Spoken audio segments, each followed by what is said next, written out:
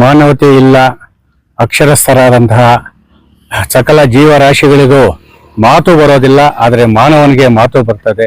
ಬೇಸಿಗೆ ಕಾಲ ಪ್ರಾರಂಭವಾಗಿರುವ ಹಿನ್ನೆಲೆಯಲ್ಲಿ ಇವತ್ತು ಕಾಡ್ಗಿಚ್ಚು ದಿನೇ ದಿನೇ ಹೆಚ್ಚಾಗ್ತಾ ಇದೆ.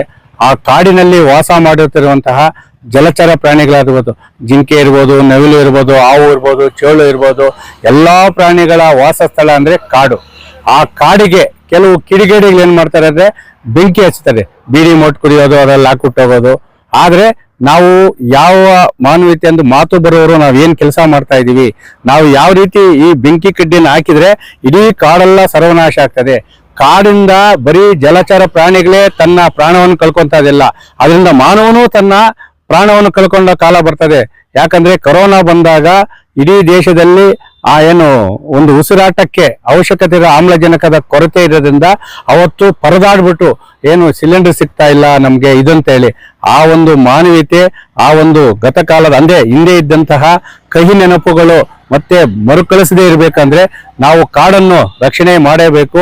ಕಾಡನ್ನು ರಕ್ಷಣೆ ಮಾಡಿದರೆ ಪರಿಸರ ಉಳಿತದೆ, ಮಳೆ ಬರ್ತದೆ, ಮಳೆ ಬಂದ್ರೆ ಹಚ್ಚು ಹಸರಾಗ್ತದೆ, ಹಚ್ಚು ಹಸರಾದ್ರೆ ಪ್ರಾಣಿ ಪಕ್ಷಿಗಳು ಚೆನ್ನಾಗಿರ್ತವೆ, ಮಾನವ ಕುಲವು ಚೆನ್ನಾಗಿರ್ತದೆ. ಅದಕ್ಕೋಸ್ಕರ ಎಲ್ಲರಿಗೂ ನಾವು ರೈತ ಸಂಘದಿಂದ ಕೈ ಮುಗಿದು ಕೇಳ್ಕೊಂತ ಇದ್ದೀವಿ. ಇವತ್ತು ಅತಿ ಹೆಚ್ಚಾಗಿ ಶ್ರೀನಿವಾಸಪುರ ಮತ್ತು ಬಂಗಾರಪೇಟೆ ತಾಲೂಕಿನಲ್ಲಿ ಕಾಡು ಇದೆ, ಅದೇ ಕೋಲಾರ ಜಿಲ್ಲಾದ್ಯಂತ ಇದೆ. ಆ ಕಾಡು ಒಂದೇ ಅಲ್ಲ, ಒಂದು ನೀಲಗಿರಿ ತೋಪು ಇರ್ಬೋದು, ಈ ಕಾಡಂಚಿನಲ್ಲಿರುವಂತಹ ಲಕ್ಷಾಂತರ ರೂಪಾಯಿ ಬಂಡವಾಳ ಹಾಕಿ ಬೆಳೆದಿರುವ ರೈತರ ಬೆಳೆಗಳೇ ಇದೆ. ಇವತ್ತು ಡ್ರಿಪ್ ಇರಿಗೇಷನ್ ಹಾಕ್ತಾರೆ, ಮಲ್ಚಿಂಗ್ ಪೇಪರ್ ಹಾಕ್ತಾರೆ, ಕ್ಯಾಪ್ಸಿಕಮ್, ಟೊಮಾಟೊ ಮೆಸ್ ಹಾಕ್ತಾರೆ. ನೀವು ಏನು ಒಂದು ಬೆಂಕಿ ಕಡ್ಡಿ ಗೀಚ್ತೀರೋ ಆ ಬೆಂಕಿ ಕಡ್ಡಿ ಗೀಚಿದಿಂದ ಕಿರಾತಕರಿಗೆ ಸಂತೋಷ ಕೊಡ್ಬೋದು.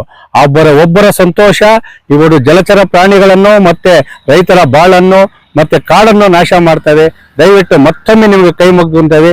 ಕಾಡ್ಗಿಚ್ಚು ಬಗ್ಗೆ ಸಂಬಂಧಪಟ್ಟ ಅರಣ್ಯ ಇಲಾಖೆ ಅಧಿಕಾರಿಗಳು ಮತ್ತೆ ಪ್ರಜ್ಞಾವಂತ ಯುವಕರು ಮತ್ತೆ ಅಲ್ಲಿನ ಪಂಚಾಯತ್ ಇರ್ಬೋದು, ಏನು ಆ ಕಾಡ್ಗಿಚ್ಚಿನಿಂದ ಆಗುವ ಅನಾಹುತಗಳ ಬಗ್ಗೆ ಕರಪತ್ರದ ಮುಖಾಂತರ ಈ ಒಂದು ಗ್ರಾಮೀಣ ಪ್ರದೇಶಗಳಲ್ಲಿ ಏನು ಜಾಗೃತಿ ಮೂಡಿಸುವ ಜೊತೆಗೆ ಅತಿ ಸೂಕ್ಷ್ಮವಾದ ಕಾಡಂಚಿನಲ್ಲಿ CC ಕ್ಯಾಮೆರಾವನ್ನು ಅಳವಡಿಸುವ ಮುಖಾಂತರ ಯಾರು ಕಿಡಿಗೇಡಿಗಳು ಬೆಂಕಿ ಕಡ್ಡಿಯನ್ನು ಗೀಚ್ ಹಾಕ್ತಾರೆ ಅಂತಹವರ ವಿರುದ್ಧ ಗೂಂಡಾ ಕಾಯ್ದೆಯಲ್ಲಿ ಕ್ರಿಮಿನಲ್ ಮೊಕದ್ದಮೆ ದಾಖಲು ಮಾಡುವ ಮುಖಾಂತರ ಅವರನ್ನು ಗಡಿಪಾರು ಮಾಡುವಂತಹ ಈ ಒಂದು ಕಾನೂನನ್ನು ಜಾರಿ ಮಾಡಬೇಕು.